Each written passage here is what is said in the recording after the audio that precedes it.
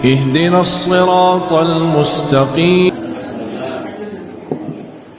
Raditu billahi rabba wa bil islami dina wa bi muhammadin nabiyya wa rasula. Rabbi zidni ilma warzuqni fahma. Rabbi shrah li sadri wa yassir li amri wahlul 'uqdatam min lisani yafqahu qawli. Mudah-mudahan dengan izin Allah pada pagi hari ini kita akan menghatamkan surah Al-Isra. Allah berfirman, awalam yarau annallaha alladzi khalaqas samawati wal ardh. Ini ayat merespon kesulitan orang-orang Mekah sampai pada hari itu, pada saat Isra dan Mi'raj ya maksudnya. Itu masih sulit menerima informasi tentang ada kehidupan setelah wafat. Jadi dianggapnya mati berakhir semuanya. Sebelum mati, mumpung dulu mati, ya aku senangin dunia. Sementara karena kita ini orang yang beriman pada hari akhir, maka kita menunda kesenangan. Mendingan kita pilih kesenangan di akhirat nanti. Nah, kampanye Nabi agar menunda kesenangan terus menerus ditolak, sehingga mereka dalam rangka mengkanter informasi tentang hari akhirat itu mengkonstruksikan mandekai eman amat ya, langit dirusak eman. Nah, eman itu pikiran wong pelit.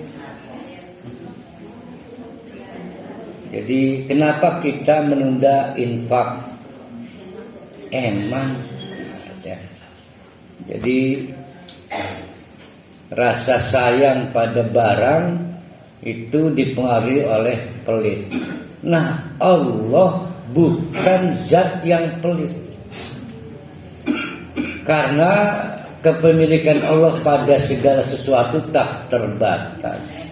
Sehingga kalau langit dirusak dengan kiamat, bumi dirusak, lah karena zat yang maha dermawan, maha royal, maha tak terbatas, lah tidak ada urusan. Nah, manusia, orang, terutama orang Makkah membayangkan, iya Allah merusak langit. Nah, di situ problemnya dia. Maka dijawab oleh Allah, awalam yarau, tidakkah mereka memperhatikan, melihat annallaha, bahwa sesungguhnya Allah yang sedang mereka kaji itu adalah alladzi khalaqas samawati wal ardh, betul yang telah menciptakan langit dan bumi. Qadirun ala ayyah luqamislahum, tapi juga mampu bikin lagi yang serupa. Gawe maning. Maka aku perlu nih eman-eman. Kiamat yang menyebabkan rusak bumi, lalu Allah bikin lagi bumi yang baru buat para Khalid dan kawan-kawan. Langit dirusak, Allah bikin lagi langit yang baru setelah kiamat, lengkap dengan mataharinya plus kartu garansinya. Itu qadirun, Allah mampu. Jadi jangan mengukur Allah dengan ukuran manusia. Ya, ukuran Allah itu tak terbatas, ukuran manusia dibatasi berbagai macam penyakit. Salah satu penyakitnya bahil. Nah, bahil ini penyakit tabii. Tobi itu kita nyebutnya fitrah lah. Jadi lamun ane wong pelit aja dicelatoni wong fitrah itu. Maka orang melawan kepelitan itu jihad besar. Infak tuh gede, paling gede nih pahala. Karena melawan tobi'inya. Tobi ini pelit. Ya. Qadirun mampu.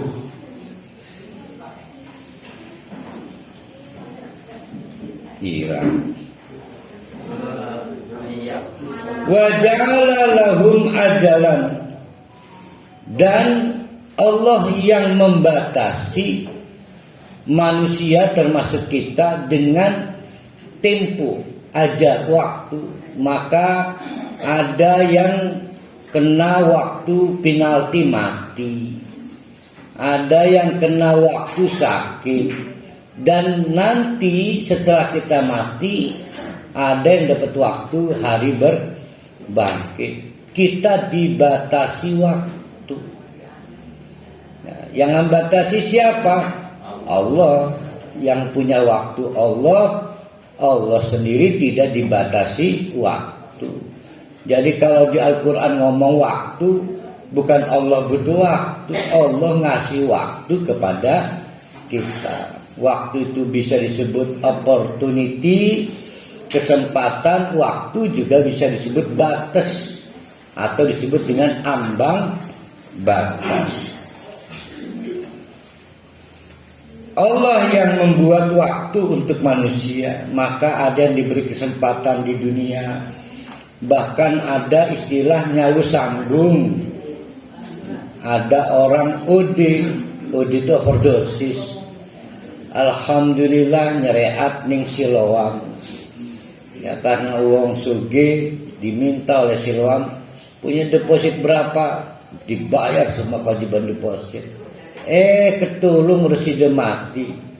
Maka saya tegur, lur wong kuno nyawa sambung. Eman tidak semua orang diberi tambahan waktu untuk tobat. Kan banyak kan, secara teori bujuni mati. 4 tahun yang lalu saya membawa pasien orang sangat penting di kota Serang. Sepanjang perjalanan dari Serang sampai Jakarta 4 kali anfal. Kata dokter pendamping di dalam mobil itu, mobil ambulan, Ustadz Gudnis mati kan. Karena pengalaman dia mendampingi serangan jantung itu mati. Kalau anfal yang lagi, iki mau mati sampai situ. Tapi ternyata salah gak ini tahu. Jadi orang tidak paham kenapa Allah memberikan opportunity, kesempatan ajal juga. Ya waktu. Betapa kita itu tidak berdaya mengendalikan waktu. Dan itu kekuasaan Allah. Orang penting di kota Serang sangat penting. Bahkan pelepasan pidatonya pelepasan mati lagi. Kebedak pidato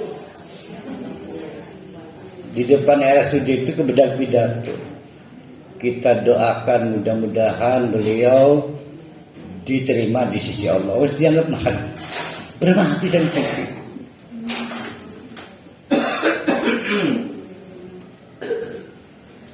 Dikani gara-gara maafkan. La raiba fihi, tidak perlu diperdebatkan ya. Dari dulu sampai sekarang sifatnya tetap.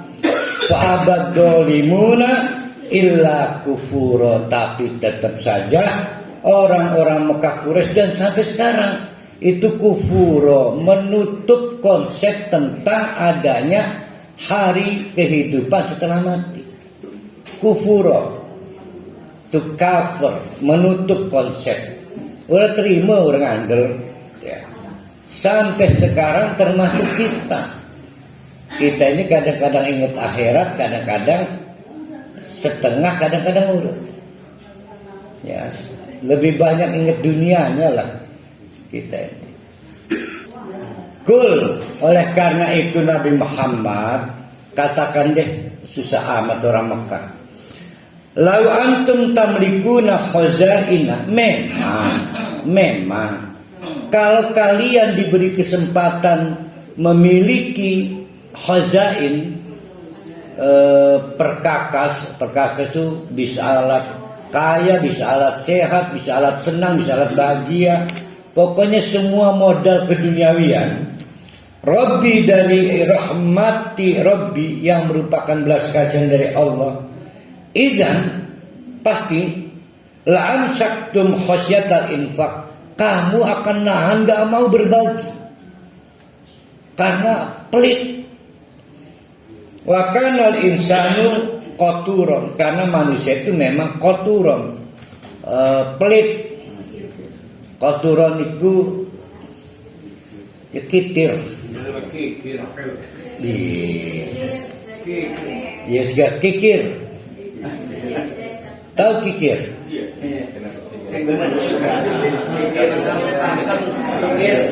Apa yang terjadi kalau kita ngikir gergaji?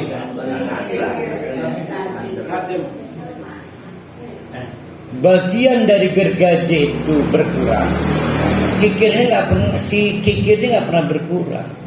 Orang kikiriku ngegergoti wong lian doang. Itu filosofinya kikir. Setuju? Maka disebut kikir.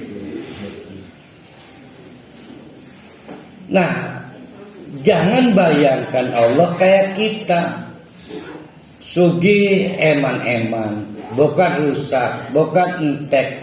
Lah Allah mah tidak akan habis kekayaannya dan tidak akan berkurang. Lah ini mah kita ngebayangkan mandekaya yang apa iya kiamat itu ya eman, sehingga orang ragu. Cuma bengen zaman orang-orang Mekah Quraisy menegasi, menolak teori tentang hari setelah kematian, kehidupan setelah kematian. Maka ada kampanye, saudara-saudara, itu teori yang disampaikan Nabi Muhammad bokis, bohong belaka. Kenapa? Masa iya Allah berani-berani merusak ciptaan yang mewah ini? Karena mengukur Allah dengan manusia. Kita juga haram. Laisa kamitslihi syai'un. Maka sering saya ngomong tuh, lamun ngedoeni Allah aja ngebayangaken lagi ngejejaluk ning manusia. Lamun urut di demo, semakin banyak yang ngedemo semakin takut kan kepala daerah. Iya, bukan sih gosip, pokoknya keroyokan. Pemikirannya lebih makbul lah. Itu namanya membayangkan Allah seperti manusia. Begitu juga kegemboran, nggak boleh. Tetapi juga tidak kerungu dirinya sendiri, nggak boleh. Boleh nggak ngedoa dalam hati? Boleh, mung aja mekon. Ngedoa dalam hati boleh nggak? Ngedoa ngejejaluk. Nih saya lagi diam nih. Tahu nggak saya lagi ngomong apa? Nggak tahu. Jangankan ibu-ibu kuping saja nggak dengar. Padahal saya ngomong menawi gosip bajehan dawa apa.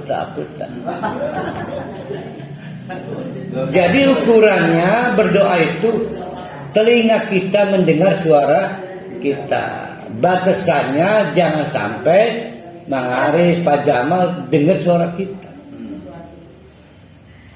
Jadi batasan paling low, telinga kita dengar suara kita. Misal ya kurungur ya, karena mic gitu. Tapi jangan sampai orang lain, telinga orang lain dengar suara kita. Itu batasan. Ya, batasan berdoa. Jangan membayangkan Allah seperti manusia. Dah itu mengakhiri paragraf yang tertinggal di kelompok Ahad yang lalu ya. Ini kan, namun kesulitan-kesulitan yang dihadapi Nabi Muhammad. Kan lamun pas sholat ya kan ngomong gini kan suaranya kan kencang diamini, kita wajib ngamini atau didiamkan? Sejarah imam mimpin doa itu sejarah supaya diamini bapak-bapak itu sejarah tarbiyah, sejarah ngedidik endah hafal ya. Jadi ngedidik jamaah supaya hafal doa sejarahnya itu. Nah sekarang niat imamnya mimpin doa itu lagi murojaah hafalan doa, lagi ngedoa. Rutin ya di atas awan. Nah, itu penting itu ya. Karena terjadi problem. Wajah surah meluahkan amin. Emang paham sih dia mengapa? Nah, maka kita mengamini sesuatu yang tidak kita paham. Nah, berarti kira-kira dia orang kan amin iwak ayam pun. Jadi sebaiknya tidak ikut mengamini kalau tidak paham yang diminta apa. Saya mau sudon aja Ustaz. Pasti baik yang ngomong. Bukan masalah itu, jangan menghadap Allah tidak bawa otak. Nah jadi kepada para imam aja latah Pak, harus diberi konten. Misal gini, bapak-bapak para jamaah duhur, saya bantu ya untuk meraja doa sekitar 5 menit. Nanti habis itu doa masing-masingnya. Ini kono, ini melaju banget. Tapi wong Muhammadiyah melincah silip ngangkat langsung ngajarkan. Wong Muhammadiyah alasannya orang tegar diumumkan padahal males. Buru-buru kayak goyo. Iya benar.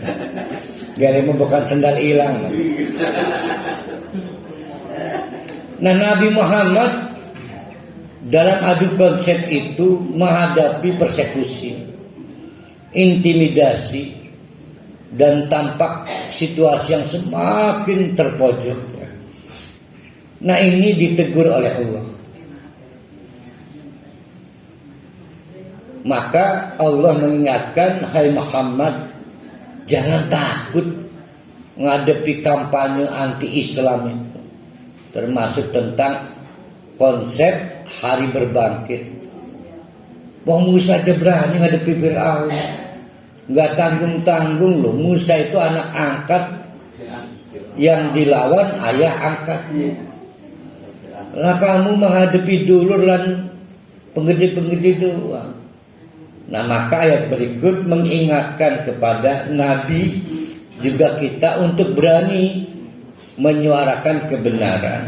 Allah berfirman, walaqad ataina Musa, sungguh-sungguh Nabi Musa itu telah kami berikan 9 ayatin bayyinatin, 9 sekaligus bukti nyata mukjizat. Nah, berbeda para ahli tafsir isi 9 itu apa aja. Jadi karena mukjizat Nabi Musa itu banyak, maka para ahli tafsir kemudian menyepakati maksudnya 9 yang pokok-pokok. Nah yang pokok-pokok juga berbeda pendapat. Ada dengan tongkatnya bisa menjadi ular. Ada dengan tongkatnya bisa membelah lautan. Ada timbulnya belalang. Apalagi itu? Kalau masuk kantong, keluarnya bukan uang, malah cahaya. Banyak, jumlahnya 9. Oh iya benar. Timbulnya kutu dalam waktu yang cepat dan tidak masuk akal. Begitu juga mewabahnya katak di waktu yang tidak pantas untuk timbulnya wabah katak. Seperti kemarau nih, waktu yang pas untuk wabah katak. Enggak ya? Katak itu musim hujan ya. Iya. Nah ko, si katak lagi nindike.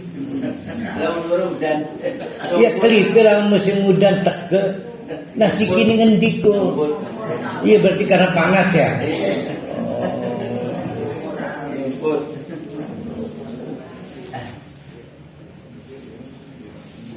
Kalau kamu tidak percaya hai Muhammad fas'al, kamu tanya ke, kamu ngobrol Bani Israel dengan alumni keluarga Bani Israel. Mereka tinggal di Madinah. Kamu ngobrol gimana kesan kamu tentang Nabi Musa. Ija'ahum, yaitu terutama momen pada waktu Nabi Musa itu mendatangi Bani Israel. Bani Israel ini pendatang Mesir ya, kaum imigran, sehingga disebutnya bukan penduduk pribumi. Nah karena bukan penduduk pribumi, di tangan kekuasaan rezim Fir'aun, bukan Jokowi ini, Fir'aun. Nah si imigran Palestina ini dijadikan bangsa kelas 2. Nabi Musa lahir dari keluarga ini, cuma diambil anak nih keluarga Fir'aun, sehingga nama Musa itu bukan bahasa Palestina tapi bahasa Mesir, karena sing ngisungi anak nama itu keluarga Fir'aun. Jadi bahasa Mesir tua. Kalau diartikan bahasa Inggris, newborn. Iya newborn. Anak baru lahir. Newborn. Itu bahasa Mesirnya Musa. Ingat bukan bahasa Palestina, apalagi bahasa Arab. Maka secara batin Nabi Musa ketika comeback dalam keadaan dewasa menjadi tokoh penting untuk pembebasan imigran Palestina yang ada di Mesir. Itu judulnya ya. Nah, Nabi Musa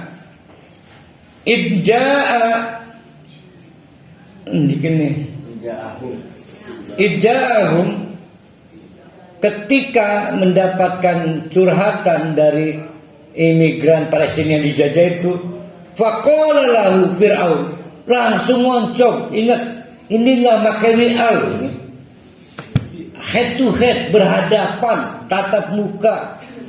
Kebayang tidak, walaupun maaf bapak angkat, tetap ada pesonanya orang tua. Ya, walaupun bapak angkat, kita anak angkat, apalagi bapak kandung, kita anak kandung, ngoncok bapak nih.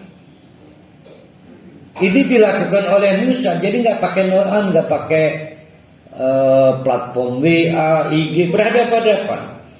Inilah adunnuka ya Musa masurot. Setelah banyak persoalan, adu kedikdayaan, adu segala, akhirnya kata Fir'aun, Musa wis gua tinggal ada besira. Inilah adunnuka ya Musa masurot. Apa yang kamu tampilkan hanya layak dimiliki oleh ahli sihir. Segala macam bisa dilakukan Nabi Musa. Jadi saya menganggap yang kamu lakukan adalah entertain, tidak beneran. Qala, Nabi Musa enggak terima. Laqad alimta ma anzala haula'i illa rabbus samawati wal ard basair.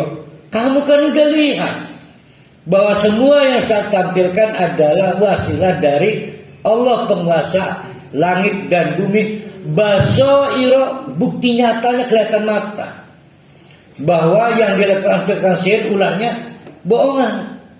Ular saya mah basair. Basair itu apa? Kalau penelitian meneliti fakta itu apa sebutnya? Ya pada jenis penelitian ilmiah. Ya metodenya apa itu? Riset. Secara riset sudah kamu simpulkan ular saya dengan ular tukang sihir plat merah kan beda. Basoir. Dan kamu simpulkan pasti yang saya miliki bukan ilmu sihir tapi dari Allah. Clear kan? Karena begitu argumentasi kamu menuju saya tukang sihir, saya balas ini mana itu balasannya itu kan? Wa inni la adunnuka ya Fir'aun masbur. Kamu memang udah tersesat. Kebaca nggak teksnya ini? Fir'aun ngomong ke Musa, inilah adunnuka ya Musa masurat. Dibalas omongannya. Wa inilah adunnuka ya Fir'aun masbur. Lihat teksnya mirip nggak itu? Ya kalau Fir'aun ngomong ini la adunnuka ya Musa mashuran, Musa ngomong ke Fir'aun ini la adunnuka ya Fir'aun masbura. Saking nekat kendel wanten nekat ini. Wah luar biasa ini. Jadi ini head to head, face to face, ya, berhadapan-hadapan. Nah, Allah ingin Nabi Muhammad jangan disebutnya lemah mental, apa? Punya nyali lah, kayak nyalinya Nabi Musa. Lihat apa dampaknya.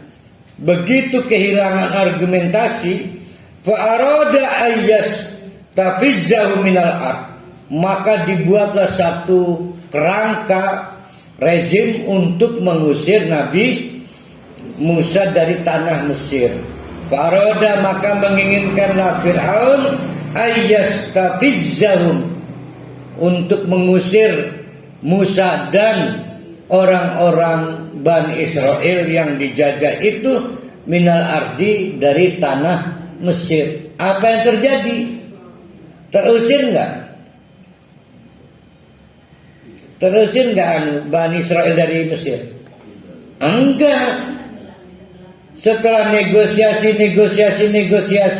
berakhir buntu, agar menghentikan penjajahan praktek diskriminasi, maka Musa membawa imigran Palestina di Mesir itu, Bani Israel itu keluar dari tanah Mesir sampai mereka dikejar oleh Fir'aun dan bala tentaranya dan pasukannya. Dilaporkan jumlahnya 1 juta. Jadi Fir'aun itu satu, pasukannya 1 juta, mengejar Nabi Musa dan Bani Israel. Mengejar, berarti ada yang diusir enggak? Enggak ada. Buntu ketemu laut, Allah memberikan mukjizat. Salah satu mukjizat dari 9 mukjizat itu, pukulkan tongkat ke laut apa ke pantai? Masih di pantai dong. Pantai. Lah iya banyu laut. Nabi Musanya masih di pantai, kelelep gitu. Nah tetep laut ngedek, kecepet-cepetan. Terbelah. Alhamdulillah Nabi Musa bersama Bani Israel lolos, tapi fa'aghraqna, kami tenggelamkan, kata Allah, Fir'aun wa ma'ahu, juga 1 juta orang pengikutnya, jami'an, tanpa tersisa yang ikut. Jadi di lautan yang bekas dilewati Musa itu terkubur hidup-hidup 1 juta orang bersama Fir'aun. Khusus Fir'aun tidak dirusak jasadnya. Dirusak siapa? Bisa dimakan ikan, bisa dibusuk, bengkak, rusak, broken. Khusus Fir'aun dibalsam oleh Allah di laut itu sehingga utuh, ya, untuk menjadi catatan sejarah. Dah akhirnya Nabi Musa tinggal di mana tuh? Setelah lolos Ayo. Ini lautnya bukan laut selatan, kan laut utara kan. Kalau selatan Sukabumi, Sawarna. Ini laut utara berarti Lontar, Tengkurak, Jawa. Kalau Mesir ke arah utara berarti ketemunya mana? Asia dong. Iya kan, benua Asia. Jadi di seberang Mesir itu sudah benua Asia. Maka kata Allah, wa qulna, kami katakan, mimba'di, setelah momen dramatis itu, di mana penyeberangan Musa bersama Bani Israel menghantarkan dari Mesir Timur Tengah ke benua Asia. Uskunul ard, dah kamu tinggal di sini dulu ya, stay. Tinggal, jangan balik lagi ke Timur Tengah, ke Mesir. Fa idza jaa wa'dul akhirah ji'na bikum lafifa, sampai kamu mati nanti, don't worry, kamu nanti ketemu lagi dengan Fir'aun, mantan penjajah, juga kaki tangannya. Kapan? Dia Hairat lafifan, berkelompok-kelompok. Penting kita ketemu lagi teman waktu di dunia, penting. Pak Tata pengen ketemu para khali di akhirat. Karena kita ini kan berkompetisi. Ada yang senang, ya Allah menangkan mal. Welcome to Microsoft Edek. Edek itu apa ya? Edek bahasa Pontang. Edek. Ya Bu Aslihaya. Edek itu kaying. Ya Bu Hajeha. Kaying apa kaying? Dis. Bebang, wong bang. Aleman. Edek, kaying, aleman. Apa nih? Ledeg. Legek mesundeg ya. Kadingalam alus.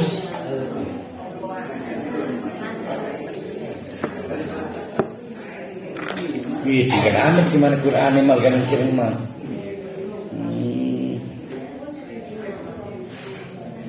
Wih, barangan jelang laptop baru ya. Ada Pak Atma bangun tidur, durung sisiran mana. Atma Wijaya Partai Nasdem, tangan kanan Pak Widin Halim. Ada Pak Diki ahli mie ramen, apa Prisma itu apa sebutnya? Yang arah Prisma itu kebanyakan ya, kebanyakan. Ada Pak Mumu Nazmuddin, pemilik kawasan Ciomas, petugas di Subkota Serang ya. Dimaukan Pak Rohali Lafifan. Jadi saya ulangi, wajar kalau Pak Tata ingin ketemu Pak Rohali di akhirat. Bu Asliha pengen ketemu Bu Ajeha untuk membuktikan kesombongan kita. Sombong itu nggak boleh di dunia, bolehnya di akhirat doang. Siapa ahli surga itu?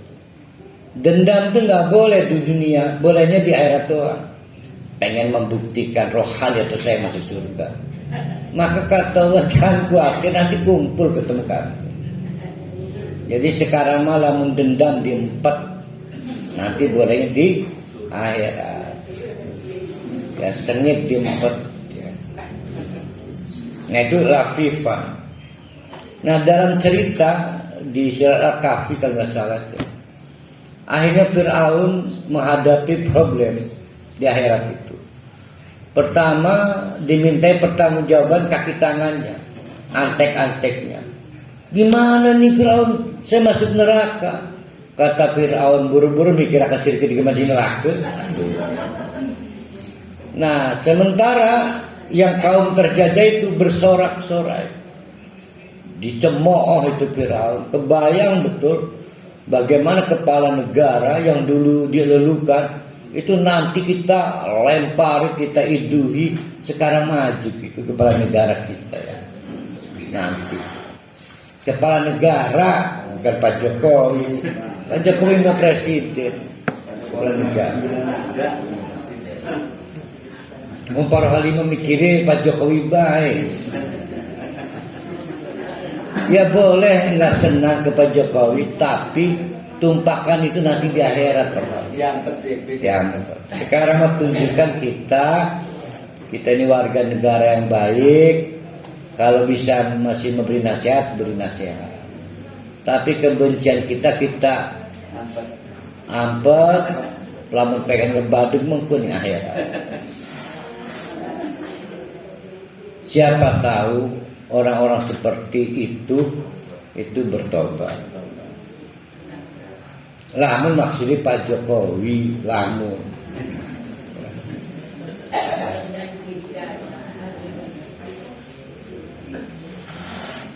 Wa bil haqqi anzalnahu wa bil haqqi nazala. Malah Anies Biton ini malah ya.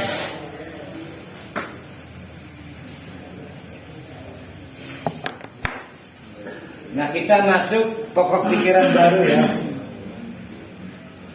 Bil haqq keadaannya. Wa bil haqqi anzalnahu, terus wa bil haqqi Anzalna. nazala doa. Jadi ada dua wabil. Hanya Al-Quran yang bisa membantu bapak-bapak, ibu-ibu krisis pada akhirat. Kalau kita dekat dengan Al-Quran, maka krisis kita pada akhirat, lemah keimanan, itu ketolong. Nah, diungkap kenapa Al-Quran sehebat itu. Kata Allah, Al-Quran itu wabil haqqi anzalahu. Kami turunkan secara al-haq. Al-haq itu contoh gini. Itu parohali kan di motor jaket itu. Itu haknya parohali. Maka dina pebahai tetap ikut motor. Karena hak. Siji waktu disira atau dicolong. Lamun keplegok, nak kita balik mana parohali. Tetap dalam kepemilikan parohali. Al-haqqu itu artinya barang yang statik. Tetap. Nah, kenapa tetap? Karena benar. Maka kadang al-haqqu artinya kebenaran. Tapi sejarah kata tetap itu statik. Tetap. Allah wa anzalahu bil haqqi. Wa bil haqqi anzalahu. Tidak akan berubah cara Allah menurunkan Al-Quran. Tidak akan berubah. Saking tidak berubahnya, bisa nggak dihambat, dihalangi? Nggak bisa. Walaupun dicolong motor parohali satu waktu, ikindak parohali tetap. Ya. Kecuali sudah dinyatakan dijual, dipindah tangankan. Sama dengan istri, ikira bini si mana kecuali dicerai atau berakhir ya dicerai lah. Maka nggak dikaitkan lagi. Selama itu kepemilikannya disebut hakun. Ada 3 al-haqqu di sini. Al-haqqu yang pertama ini ya. Yang pertama, ini anzalahu cara turun ya.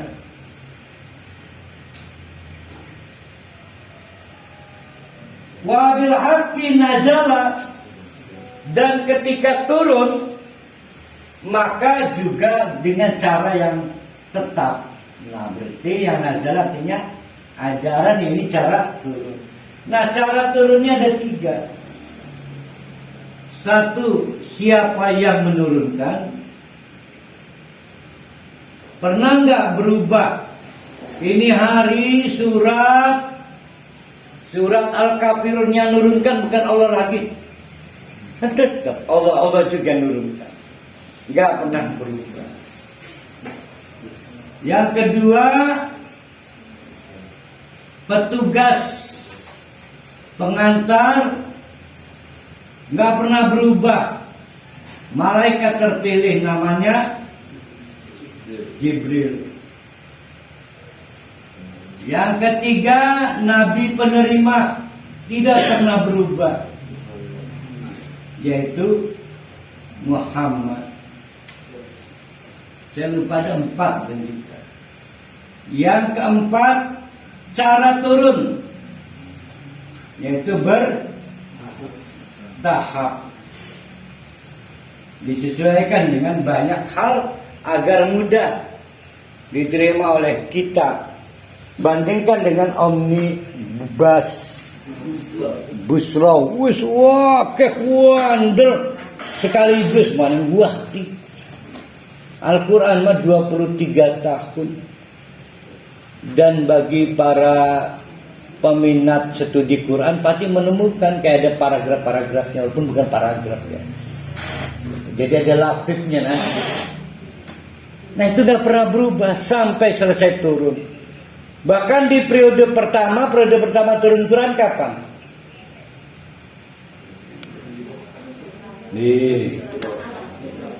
Di Lailatul Qadar.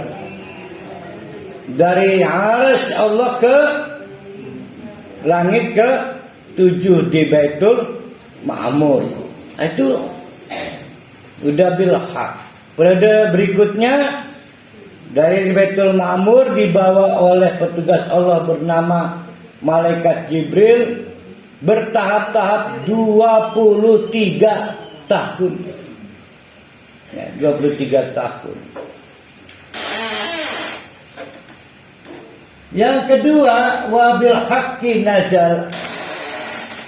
Maka ajaran-ajarannya juga, kalau bapak-bapak ibu-ibu perhatikan, tanpa mengurangi rasa hormat pada yang mengaku Nasrani, Yahudi, Al-Quran ini adalah versi terakhir dari serangkaian kitab suci milik Allah. Zabur dinyatakan perlu perbaikan, maka diperbaiki menjadi Taurat. Taurat dianggap oleh Allah perlu diperbaiki, maka lahir Injil. Dan perbaikan-perbaikan secara komprehensif berakhir dengan kitab terakhir namanya Al-Quran. Itulah faktanya. Maka Allah memilih diksi pada tahun 10 Hijriah itu akmaltu al-yauma akmaltu apa artinya? Kamilun, menyempurnakan, berarti menyempurnakan sesuatu yang sebelumnya tidak atau belum sempurna. Masih boleh pakai Injil sekarang? Sudah nggak boleh. Masih perlu belajar Injil untuk belajar Tuhan? Udah nggak perlu. Mau belajar kok dari sesuatu yang nggak sempurna. Tapi kalau ada pertanyaan, Al-Quran itu versi the best dibanding Injil, masih mungkin. Karena memang sejarahnya seperti itu. Nah, karena setiap kitab suci ada nabinya, maka juga tidak dapat dihindari. Ini saya minta maaf ya, bahwa Nabi Muhammad adalah versi terakhir dari sistem kenabian dan itu nabi terbaik. Maka tidak dapat dihindari, sebelumnya tidak baik-baik saja nabi. Ya, apalagi Nabi Yunus sempat dinilai rapat merah kan, karena pundungan. Nabi Yunus Parohali itu sama. Makanya kata Allah, jangan kamu seperti Sabul Hud. Gimana itu ayatnya itu? hai Muhammad, janganlah engkau jadikan diri kamu ke ashabil hut, seperti Nabi ikan paus. Berarti Nabi Yunus. Maksudnya apa? Aja lari dari Mekah ya, karena dipersekusi, dikriminalisasi. Para halimah pengen pindah bisa penancangan. Pengen ini Ciseri baik ke arah Ciper kan ya. Di Ciper itu pernah main. Kalau lewat KPU anu jauh kan gunung gitu enak. Rica-ricanya 18.000 dicari saya enak. Berubah ya. Yang melanggar kita. Mana itu para ahli?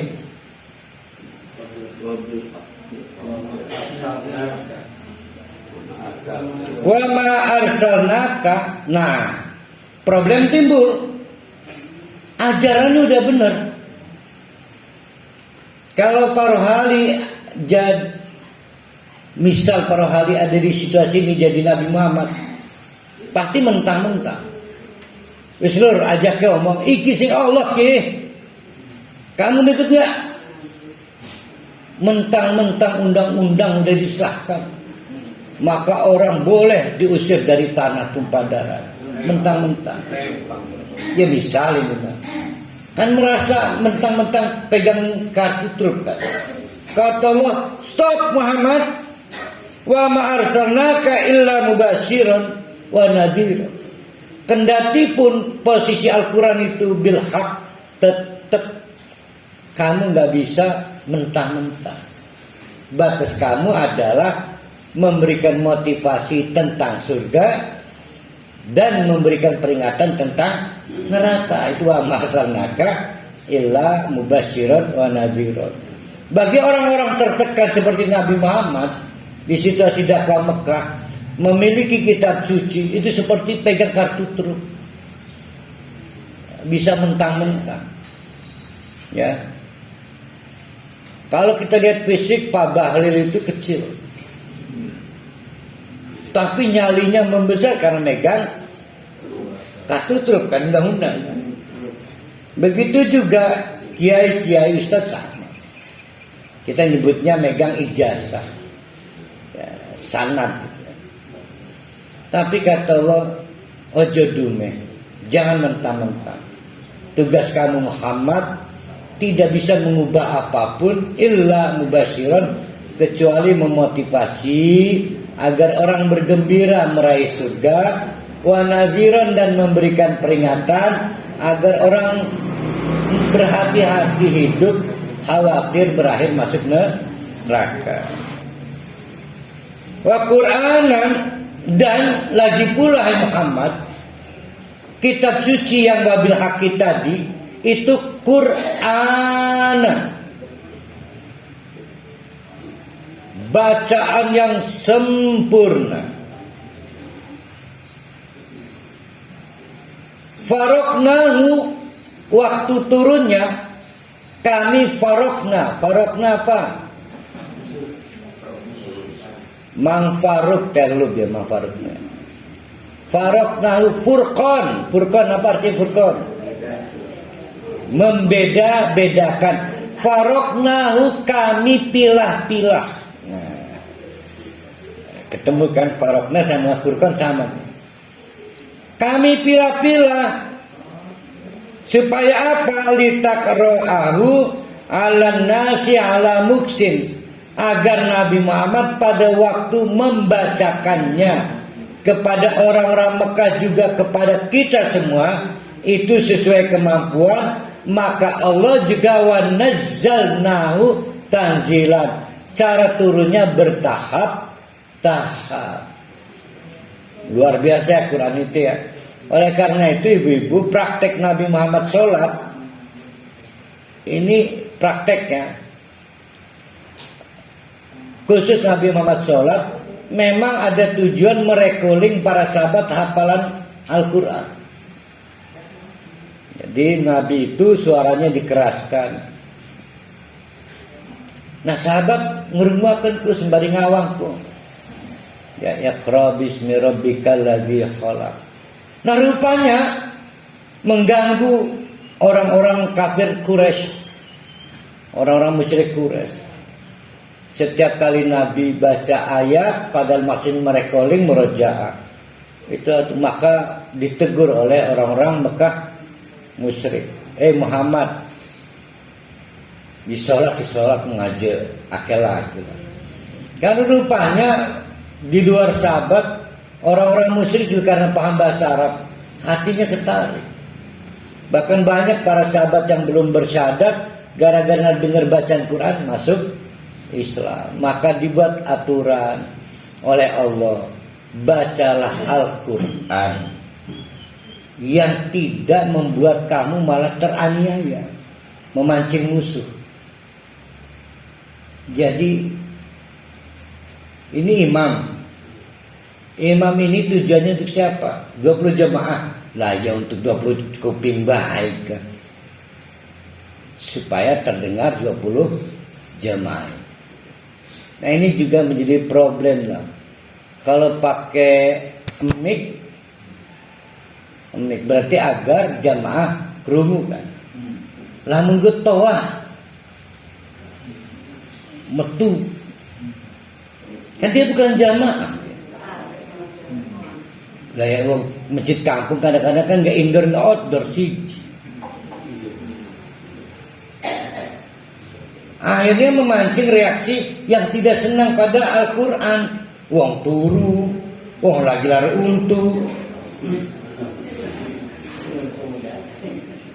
Gimana? Nah, Nabi juga ditegur. Nanti ada yang berikutnya. Ada etikanya baca Quran itu. Maka baca Quran itu bisa dibedakan dari 3. 1 cepat, 2 sedang karena lagu, yang ketiga tartilan. Nah tartilan ini sejarahnya Nabi lagi murojaah. Itu loh, tartilan itu.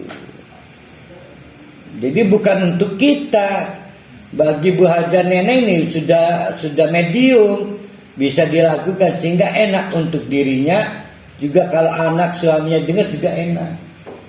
Ya, itu namanya tartilan. Itu biasa satu sih, guru ngajar murid itu tartilan. Nah, kita selesaikan nanti kita kelihatan ayatnya. Kul, oleh karena itu hai Muhammad, karena kamu itu mubasyiron wa nadhiron, dan Al-Quran ini potensial mendatangkan sikap julid dari orang Mekah, maka jangan aji mumpung, jangan ojo dume, jangan mentang-mentang. Kul, kamu ngomong aja gini, orang Mekah Quraisy, aminu bi, kamu mau percaya pada isi Al-Quran, aula tu'minu, atau kamu tidak percaya, saya nggak peduli. Tugas saya menyampaikan, dan saya berjanji untuk mematuhi etika sosial. Innalladzina utul ilma min qablihi, dulu mah orang-orang yang dulu penggemar Taurat, Injil, Zabur, itu kan orang-orang yang telah dapat informasi bahwa akan ada kitab namanya Al-Quran, bahwa akan ada Nabi namanya Muhammad. Maka mereka ini betul-betul terobsesi, mana itu Muhammad, mana itu Al-Quran. Begitu ketemu Al-Quran tersungkur itu mereka. Nah maka diceritakan oleh Allah, innalladzina utul ilma, orang-orang yang punya pengetahuan kitab suci lama, min qabli, sebelum turunnya Al-Quran, idza yutla alaihim, apabila kepada mereka dibacakan Al-Quran sedikit saja untuk mereka, pasti yakhiruna lil azqani sujadan. Apa di situ terjemahan depan itu? Tersungkur muka ya. Agak bingung saya karena azqan itu bukan muka. Apa kiaran ke? Dagu. Kalau dahi mana? Iya dahi. Duknun itu ini nih, tempat jenggot. Jadi gini cara membayangkan bahasanya. Orang histeris itu kan macam-macam. Kayak histeris, apa bahasa pontangnya, ketuan. ketuan tuh macam-macam, ana sampai sing banjir banyu mata. Nah, air mata meleleh kemana? Ke pipi. Kalau sudah ke pipi, kemana? Awas loh, jangan sampai nggak punya pipi loh. Terus kemana? Enggak, ya oke, ke mulut. Jangan ke mulut, ya masuk ke bibir. Akhirnya ke dagu berkumpul di jenggot. Kebes jenggotnya. Kebes. Itu yang disebut dengan yakhiruna lil adqan. Sambil bersujud ininya ini kebek. Jadi yakhiruna lil adqan, sujadan itu ketuon maksudnya. Ya, sebenarnya artinya itu bukan berarti memang secara fisik sujud lah ya, tapi maksudnya sujud penuh tangis sehingga dagunya ini ngengser di tanah karena banyaknya air berkumpul. Ingat, air mata bukan air liur ya.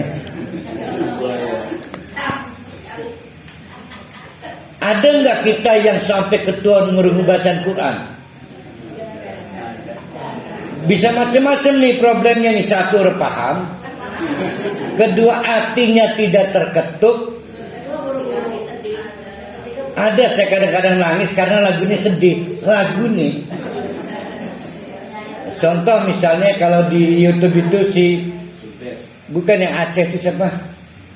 Yang idol istri saya itu. Hanan At-Taki. Kadang-kadang gak nangis iku, bisa niku Hanan At-Taki iku. Terutama lagi ror de duit ya. Udah pernah nanti ini hatiku.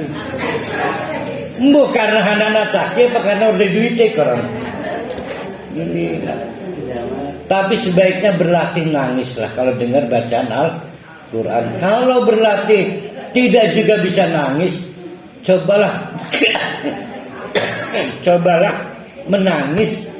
menangisi kenapa nggak bisa nangis. Ini ditangisi, apakah hati kita batu? Tapi percayalah Al-Quran itu bisa bikin kita ketua. Nah ini buktinya ini. Syaratnya apa? Utul ilm, kudu paham.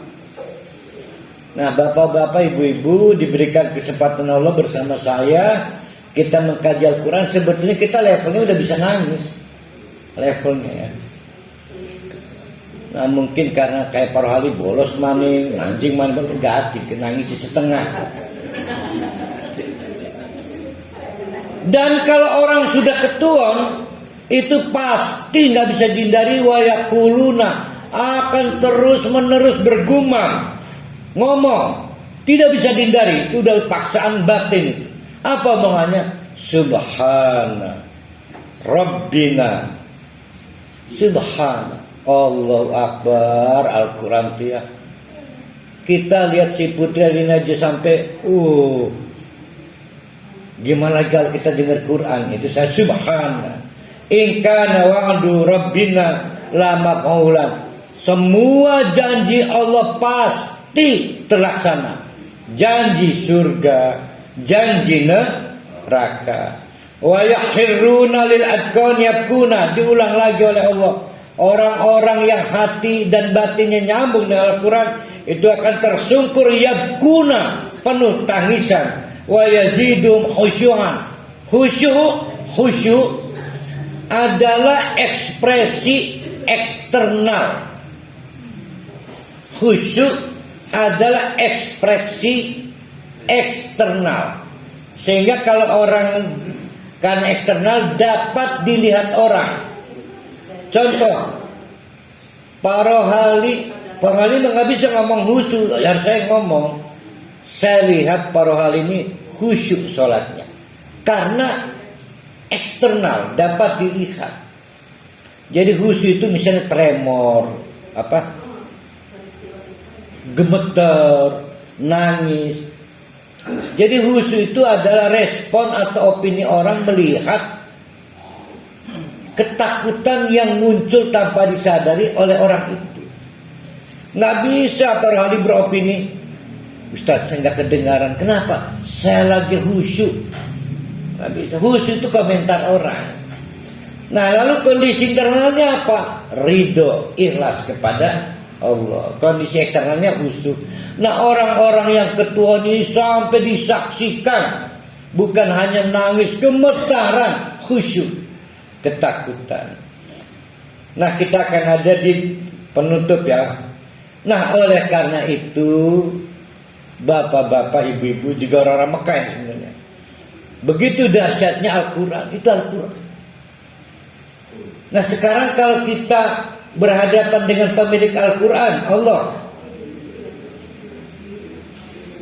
ya, sedangkan Allah itu pasti janjinya. Nah, kebutuhan kita banyak, maka mintalah kepada yang punya banyak. Siapa? Allah. Kebutuhan kita beragam. Ya, ada uang, ada kesehatan, ada apa lagi, tanah, bus, abrek-abrek, ada pohonan, serbuk, pupuk, macam-macam, anak sehat, anak sukses. Perlu nggak Allah yang banyak? Enggak, Allahnya satu, namanya banyak. Namanya banyak, sifatnya banyak, sebanyak kebutuhan kita. Maka Allah menjelaskan, oleh karena itu, Qul hai Muhammad. Nun.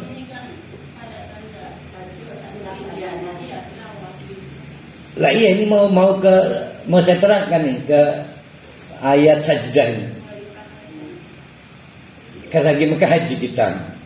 Oleh karena ini mau nyambung ke situ dia nih. Oleh karena itu, kul katakanlah. Ini kalau di setting aslinya ayat sajdah ini. Kenapa disebut ayat sajdah? Nanti ketemunya di, ada yang menyebut pada saat tersungkur mendengar Al-Quran. Ada yang menyebut di ayat 110, 111-nya. Oleh karena itu, kul katakanlah Muhammad, ud'ullah, kalau memanggil Allah, awid'ur Rahman, atau memanggil Zat yang Maha Rahman, ayyamma tad'u falahul asmaul husna, kapan saja maka pilih nama-nama terindah milik Allah. Allah sendiri sudah nama, tapi ada nama terindah. Apa nama terindah? Terindah ada di mana terindah? Armada pemilik hati. Ini kata terindah. Kau yang terindah di dalam hatiku, ayatnya Armada. Pilih nama terindah, berarti berdoa itu boleh nggak sekesedih? Enggak boleh. Harus tahu kalau kita butuh rizki, panggil Allah, Allahur Razzaq. Kalau kita butuh ketenangan hati dan lain sebagainya atau situasi irasional, maka pakai Asmaul Husna itu.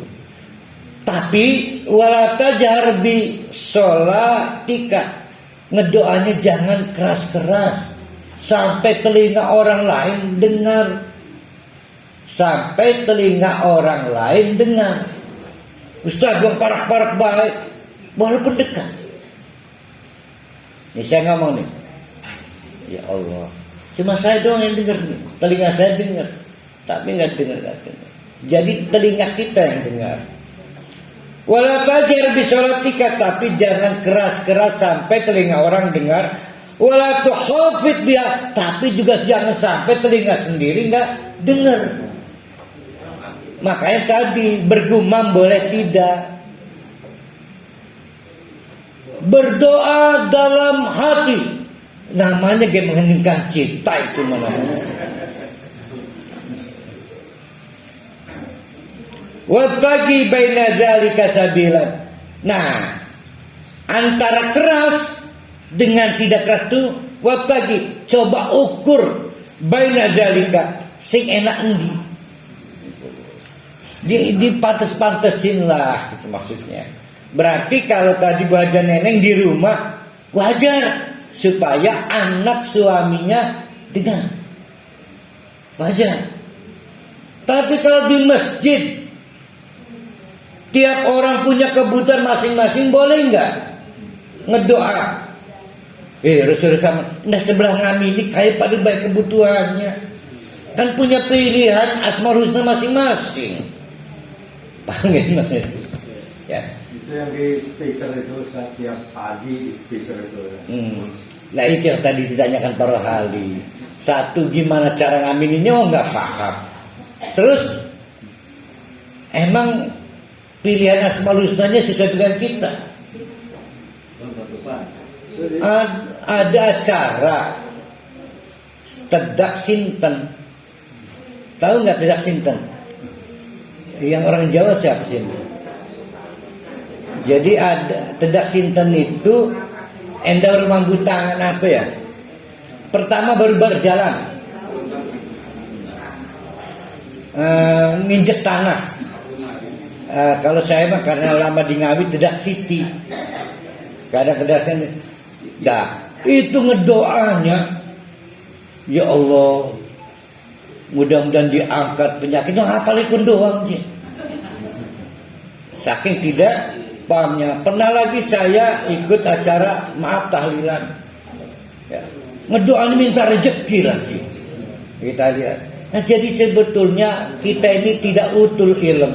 Sesuaikan dirilah. Allah itu punya pilihan nama terindahnya, dan kita punya ukuran keras dan khauf dan ringannya ya.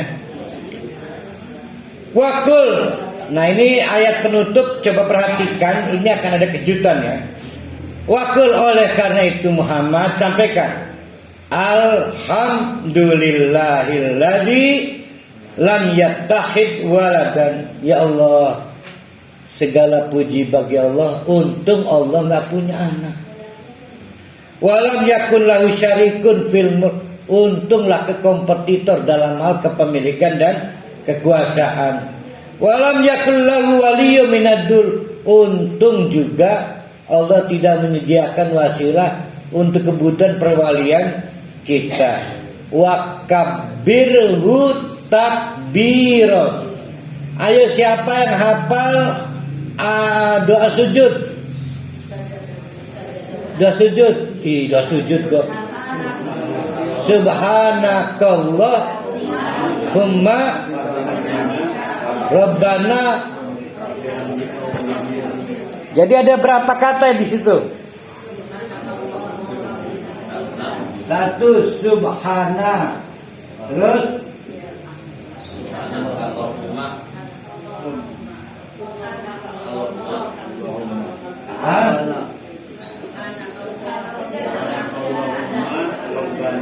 terus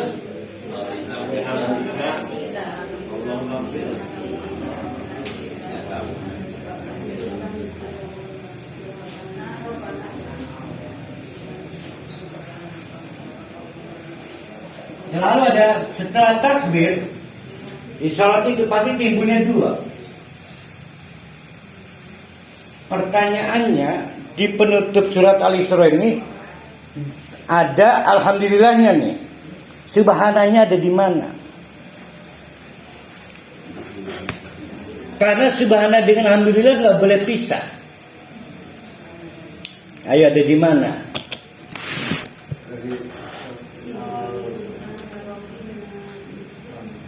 Boleh nggak subhana dengan alhamdulillah pisah? Nggak boleh. Kalau itu maksudnya zikir atau doa. Karena bacaan sujud tilawah ini. Nah, kata subhananya ada di pengawal surat, yaitu subhanalladzi asra bi'abdihi lailam minal masjidil haram, ditutup dengan walhamdulillah. Nah, itulah doa sujud di langit.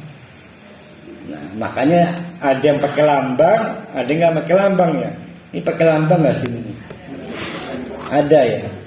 Nah itu silakan sujud, baik pada saat kita mendengar imam membaca, kalau imamnya mimpi sujud, ataupun pada saat munfaridan baca, maka sujud, bacalah subhanallah walhamdulillah itu, atau doa sujud yang resmi. Alhamdulillah, dengan izin Allah kita menyelesaikan surat Al-Isra sebanyak 10 kali pertemuan. Kita akan masuk surat Maryam pada hari Sabtu mendatang.